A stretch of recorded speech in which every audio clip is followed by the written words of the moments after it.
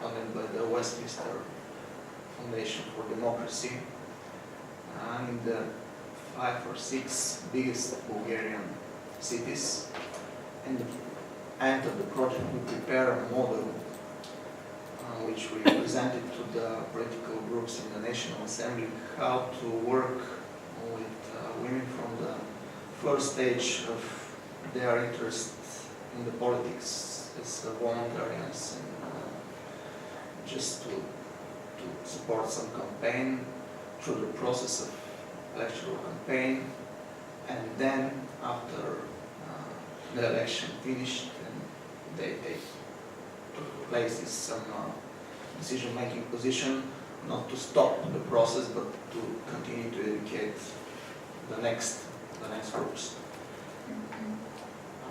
In the same year, our institute, LPI, was invited to be the coordinator of the social campaign of one the NTV initiative, NTV Exit. Maybe most of you know about it. It's NTV Exit is focused on exploitation and trafficking, and they provide many concerts in this year, 2006, 8 countries, with almost 100 million viewers. But during this, let's say, attractive program, they work in the field with local NGOs, and we are trying to achieve the most vulnerable groups. For example, girls in the institutions without parental care, drug-addicted persons of all groups. They are in risk to be involved in human trafficking. And the next year was the year of local elections in Bulgaria. We implemented a project for increasing women competency, and we work with women candidates from all political parties, for mayors and local councillors, in order to be more prepared to be successful in this campaign. By the way, for this project, we were awarded for best practice by the Ministry of Social Labor. And in the same time, 2006 was very important. I was invited by the Minister of Defense as political and media advisor, and me and my colleagues prepared a concept to the Minister for implementing the gender equality standards in the Bulgarian army, starting with one very big international women conference from the representatives from NATO member states in Sofia. And soon after this conference was founded the Bulgarian Armed Forces Women Association, one of the co-organizers of this event. Of course, it was not enough just to start, especially in the Ministry of Defense, the issue of gender equality. According to the law on defense and armed forces, they needed an agreement with the ministry in order to be able to develop and to cooperate with the ministry. So we organized a working group, prepared a draft for such agreement, which was adopted. And after the end of the mandate, I didn't want everything to finish or to be, let's say, reduced with my leaving of the ministry. So I convinced one of the US alumni, who was president of the NGO Dobro, to apply in cooperation with Bulgarian Armed Forces Women Association, in the project NATO Best Practices Gender Sensitivity Training for Bulgarian Forces, which was founded by the US Department of State in order to guarantee some sustainability in this politics and gender equality. And what was important during all the time was the networking from the same, let's say, historical 2006. Our institute is co-founder of the European Network of Political Foundation, which is one of maybe the biggest network of NGOs working on this field. 63 members from 23 EU countries, starting with the biggest German foundations, Konrad Adenauer, Friedrich Naumann, and ending with small think tanks like ours. And what is more important, that many of the challenges is not possible to find their decision just within one country. It's very important to cooperate at least at regional or European level. So, coming to the title of this presentation, I would like to thank my colleague Panos Kapouliris from the University of Peloponnesus for his contribution to some data for the social media.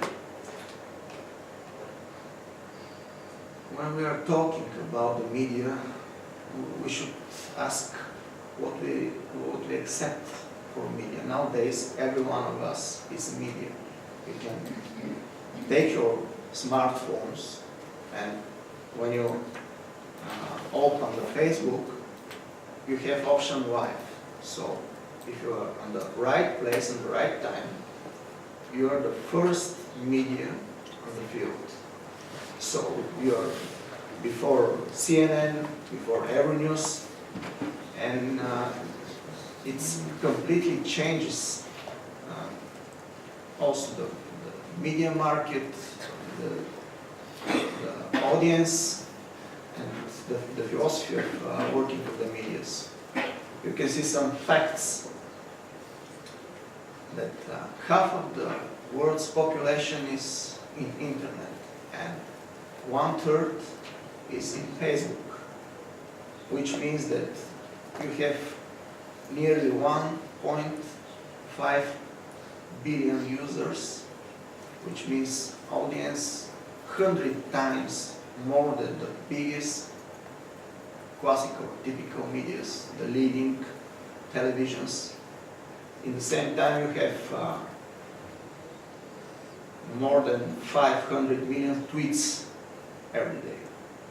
So it's some media place which is impossible even to be monitoring by even the strongest state authority.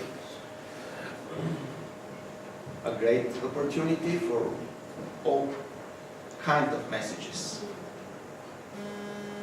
And of course, this field is not using just for with the people with good intentions. It's also a battlefield, we call it, for the terrorists.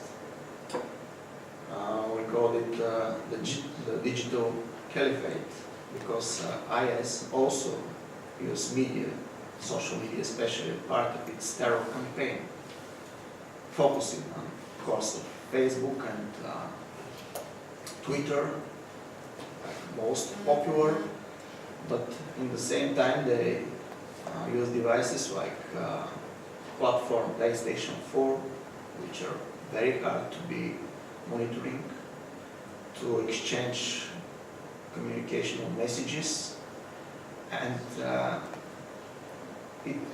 which changed the approach of the terrorist attacks. It's already not necessary somebody to come from some long distance area to attract some followers in Western countries. The social media is this platform And what is most important, not only, of course, for the women in NGOs, but for the society generally, is to build trust between the institutions and citizens in this field of social media regarding counter-terrorism and radicalization. Because if you are not in some dictatorship state, you cannot switch off.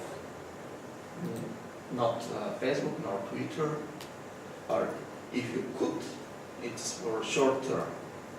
But it's very important to the state authorities responsible for the counter-terrorism to communicate with the civil society. You remember that after the terrorist attacks both in Paris and Brussels, the police appealed to the citizens not to share pictures from the area, nor information, and they started to upload flowers, dogs and cats, etc. in order not to be in favor of the terrorists. And also it's very important to participate in programs for trainings, drills, educational programs as well, because beyond the institutional capacity, what actually a woman could do, the inspiration, because if you are leading a noble cause, you can attract 1 million followers and to succeed to change the world. We saw few or many historical examples like Mahatma Gandhi in India, Mandela in South African Republic, and nowadays we are witnesses of what is doing Malala in Pakistan. So, thank you very much. It was some focus what the social media, what the role the social media will develop in the future, because it's still a blind spot in the attention of the authorities, both, and the NGOs, and we should work on this field together.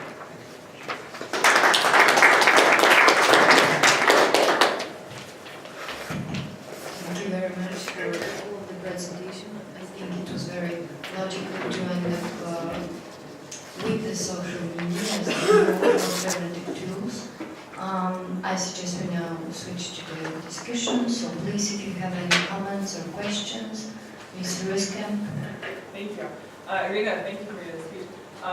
The number you mentioned, the 53% of women that didn't vote for Hillary Clinton, it was just voters, which I think is really, really important to say, because the fact of the matter is most women stayed home. They didn't even go vote. And most people said, you know, I don't want to vote for Hillary Clinton based on the fact that she's a woman. But you never get a woman like that also has a perfect track record of working for women. I think that's the issue. Like, you're always saying, well, we want quality, but, you know, men always get a down payment of respect and of the expectation they're in, and most of the time, they don't turn out that way. And in this particular American election, you had a man that already proved himself to not be qualified whatsoever, and he still voted for him. And I think that's like one of the things that I took away from the American election is that glass ceiling is going to be there. It's going to be particularly there. Women continue to argue, we want quality, not quantity. Because you need to do quantity first, and then you can go for quality. Men do that all the bloody time. Thank you. Completely agree. Okay, thank you for the comment. Any other comments or questions? Lesna, please. I do not need the microphone, right? I really enjoyed each presentation. Especially like my Ukrainian colleague, because we have found ourselves in the same situation. When she described how Ukraine was the same like in my country, in Macedonia. But I would just comment on our first speaker. Someone said that women are not pro-violent. I think that's also stereotype. No one is pro-violence. Violence is not linked to human nature, but it is a different way of expressing aggression or other needs. So we must not divide stuff on women and men, like female and male staff, because in my house, my father is cooking much better than my mother, for example. And he's seen as progressive from our neighbors because in Macedonia and the Balkan guys, no, it's not the typical one. And I would also like to add that it's very easy to be able here in this region as a feminist. The whole idea that you are more than nail polisher makes you a feminist, unfortunately. So we need to stop thinking in a shift. We need to stop thinking in a models. We have to mainstream stuff and just to let things go. As a woman and as a Macedonian feminist, I only want to add as a finishing comment from me, from my side on this conference, that women that are searching for equality with men are lacking ambition. Thank you very much. Yes, of course. Thank you very much. Compliment. Maybe my English is not so bad to understand, but I'll try. I was talking about the reason why women's organization NATO opponents saying we are against violence, so does it mean that we are against